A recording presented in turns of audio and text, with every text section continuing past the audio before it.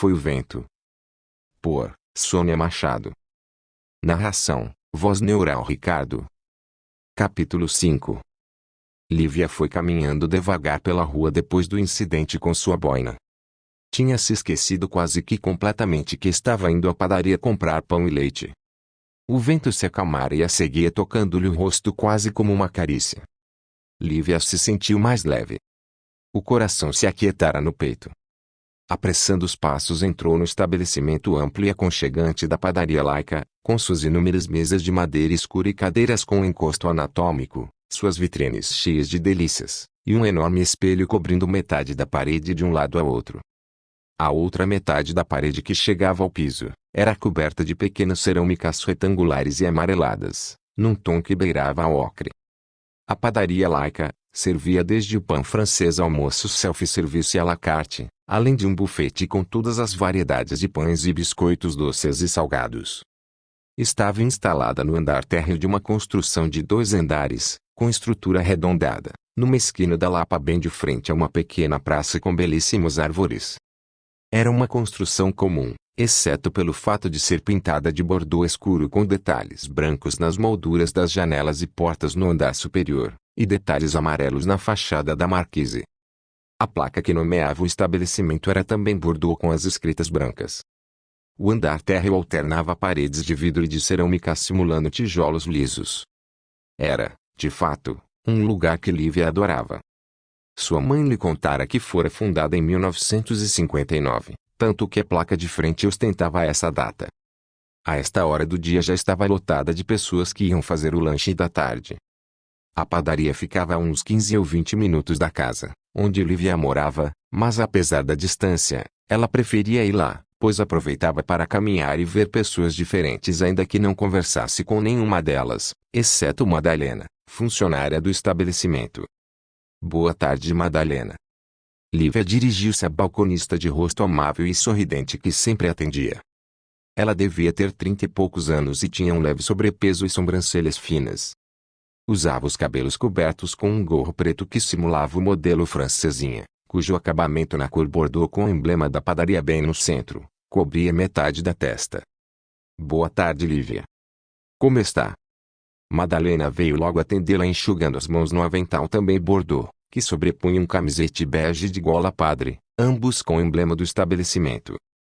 Hoje quero 2 pães de milho e uma caixa de leite. Na verdade era o que Lívia pedia praticamente todos os dias e por isso, o hoje não soava tão inusitado. Ela nem se dava ao trabalho de olhar a variedade de pães do bufete. Às vezes a balconista já se adiantava ao pedido de Lívia. O de sempre, Lívia? Sim, Madalena. O de sempre. E ambas riam. Às vezes Lívia preferia levar, além do leite, um potinho de requeijão ou geleia. Como está sua mãe? A balconista perguntou ao mesmo tempo em que observava o rosto melancólico de Lívia. Na verdade está muito fraca, se alimenta pouco, não sente o gosto dos alimentos. Lívia foi enumerando as coisas que sua mãe sentia nos últimos dias. Mas segundo o Dr. Raul, é assim mesmo quando se está sob tratamento de quimioterapia. Ela se lembrou da última consulta da mãe e o que o médico havia explicado. Olhe, dona Esmeralda, sinto muito, mas tudo que a senhora está sentindo é efeito do tratamento quimioterápico. A fraqueza, as tonturas, os enjoos. Mas não se preocupe que é reversível depois que terminar o tratamento. Mas não tem como amenizar esses sintomas.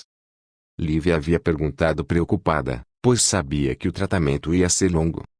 Sim, tem alguns cuidados importantes como evitar a ingestão de bebidas junto às refeições. Mas durante o dia a ingestão de líquidos é importante para eliminar os resíduos tóxicos do tratamento. Esqueça o café, pois favorece os vômitos. Além disso, evite fazer esforços que prejudiquem a digestão, e descanse após as refeições. Disse levando-as até a porta. Cuide das emoções, e bateu nas costas de Dona Esmeralda. Quanto ao café. Dona Esmeralda fitou os olhos do médico com ar desolado, pois adorava café. Tudo bem. Mas uma xícara bem pequena de manhã e outra à tarde. O médico disse adivinhando o desespero de Dona Esmeralda diante da possibilidade de abandonar o café fumegante da manhã e da tarde. E Dona Esmeralda suspirou aliviada, seguindo a filha pelo corredor que dava acesso ao saguão de entrada do consultório.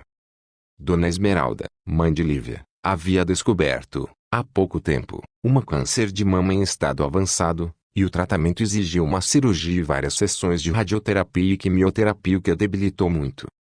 Por essa razão havia parado de trabalhar como costureira em um ateliê de alta costura na Lapa, que confeccionava, desde peças de alfaiataria, casacos, vestidos de festas, a pedidos especiais como vestidos de noiva. A mãe de Lívia não ganhava muito, pois era só uma funcionária, mas conseguia suprir com certa dificuldade as necessidades dela e da filha, que ainda cursava o 5º período de graduação em artes visuais. Dona Esmeralda tinha apenas 55 anos e era viúva.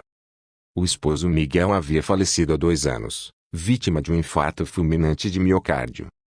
Desde então tudo ficou mais difícil para ela e Lívia, inclusive financeiramente. Miguel não deixara nenhum bem material que pudesse ajudá-las. Nem mesmo uma casa própria, apesar de ser filho de um senhor milionário que era dono de nada menos que uma dezena de casas e edifícios de apartamentos. O pai de Miguel havia cortado relações com o filho desde que este se casara com Esmeralda, moça muito pobre de recursos, uma costureira de fundo de quintal. Aos olhos do pai de Miguel, ela era apenas uma caça-fortuna e, por isso, deserdara o filho no dia do casamento, que acontecera numa cerimônia simples na bela igreja de São João Batista da Rua Toneleiro. A partir de então, Miguel e Esmeralda começaram suas vidas. Ela como costureira, e ele quase um mês depois, conseguiu emprego como auxiliar administrativo do Niclas Hotel Lapa que ficava a 1,670 km da Vila Romana onde residiam. Não fora fácil encontrar esse emprego. Mas valeu-se da experiência e do nome de família, até porque não era momento para orgulhos tolos, afinal agora tinha uma esposa que estava grávida. Esmeralda continuou costurando em casa até depois do nascimento de Lívia. Assim que a menina completou 5 anos, conseguira emprego no famoso ateliê de alta costura e bordados na Lapa, graças às boas recomendações de freguesas, algumas ricas, para quem havia confeccionado belos vestidos de festa. O tempo passou. Miguel e o pai nunca se reconciliaram, tamanho era o orgulho de ambos. Lívia, no entanto, nunca soube dessa história entre o pai e o avô que julgava morto. Os pais nunca falavam dele, exceto que tinha morrido assim como a avó Leonor. 2 meses depois de comemorar as bodas de porcelana, Miguel partiu vítima de um infarto, deixando a esposa Esmeralda e sua filha Lívia que estava prestes a completar 20 anos. Para piorar a situação, no ano seguinte, a mãe de Lívia foi surpreendida pelo câncer, e a partir de então, vivia praticamente de casa para o hospital. Coube a Lívia, jovem ainda, a responsabilidade de cuidar da mãe, estudar e cuidar da casa. Por isso, foi necessário parar com os estudos temporariamente, mas continuou com as aulas particulares que havia conseguido através de seus professores. Ela precisava se manter de alguma forma, já que a mãe havia deixado o emprego, e o benefício que ganhava do INSS em razão da doença, não era grande coisa. Contudo, Lívia não lamentava, e talvez por isso, a vida ia seguindo de forma até tranquila em seu cotidiano, como ir buscar todas as tardes o pão quentinho para o lanche. Enquanto Madalena, a balconista, colocava em uma embalagem de papel um pão de milho recém-saído do forno, e pegava uma caixa de leite, olhava de um jeito maternal para Lívia. Ela sabia o quanto estava difícil para aquela jovem. Primeiro a perda do pai. Depois a doença da mãe. Olhe, tudo vai ficar bem. Deu um tapinha nas mãos de Lívia. Sua mãe vai ficar boa logo. Disse entregando-lhe as compras. Espero que fique bem logo mesmo, Lívia respondeu sem acreditar muito nessa hipótese, uma vez que a mãe parecia piorar a cada dia. Mas mesmo assim sorriu para a balconista e saiu novamente apressada pelas ruas, pois o incidente da boina já havia atrasado a hora do lanche de sua mãe.